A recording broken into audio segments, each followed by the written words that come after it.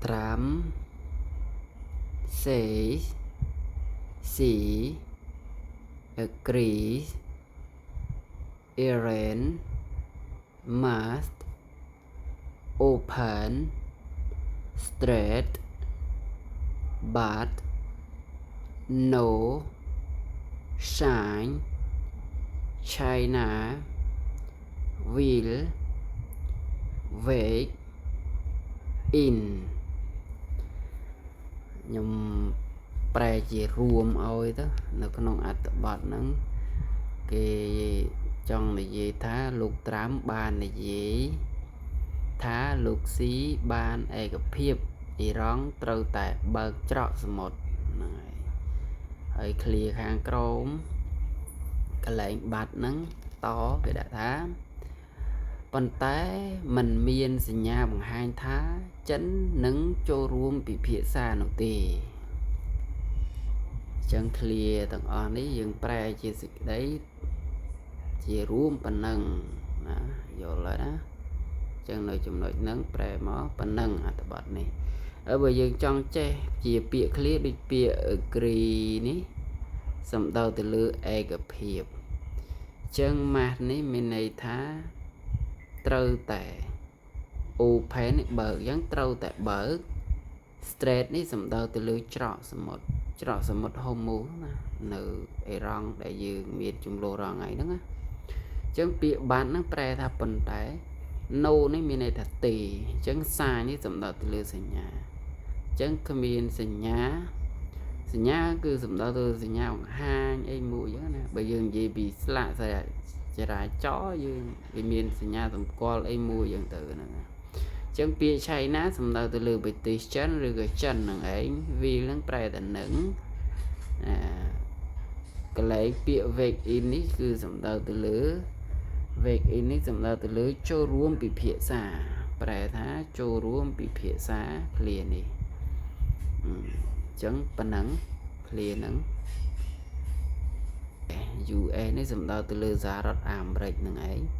President គឺប្រធាន Donald Trump សំដៅទៅលើ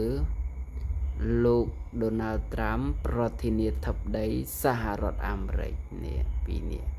said នេះបាននិយាយ said Chinese President Xi Jinping had ដូចនៅក្បាលខាងលើអត្ថបទហ្នឹងគេសរសេរជាខ្លីទេគេដាក់តែ Trump ហើយនឹង C អ្នកខ្លះដឹងអី Trump C មិនអីចឹងមកពីពាក្យគេសរសេររៀងខ្លីគេជិលដាក់វែងទៅវាចំណាយបន្ទាត់នឹងច្រើនអញ្ចឹងគេដាក់ខ្លីទៅតែបើខាងក្រោមនេះគេដាក់វែងអញ្ចឹងឲ្យយើងបានយល់ថាពាក្យមិនអីមិនអញ្ចឹងណាhad agree បានន័យថាបានឯកភាព Tehran must reopen the Strait of Hormuz short China gave no indication ហ្នឹងពាក្យមានន័យថានាម indication ហ្នឹងមានន័យថានាមបើយើងប្រែទៅមានន័យថាការបង្ហាញសញ្ញាណាប្រែថាការបង្ហាញសញ្ញាពាក្យនេះ indication នេះណា it would wake in នេះខ្ញុំប្រែខាងលើឲ្យរួចហើយណាអញ្ចឹងពាក្យ short នេះប្រែថាទោះបីយ៉ាងណាឬក៏ទោះយ៉ាងណាក៏ដោយឬក៏ទោះបីយ៉ាងណាក៏ដោយណាពាក្យ Tehran នេះសំដៅទៅលើ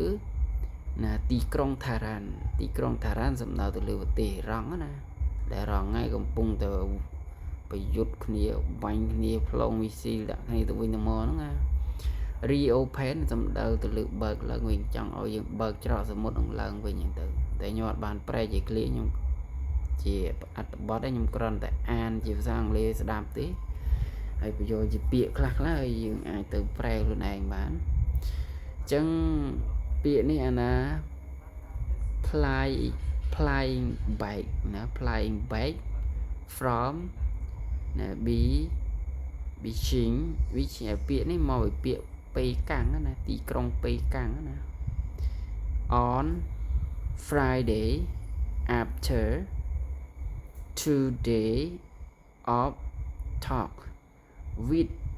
C. Trump said he has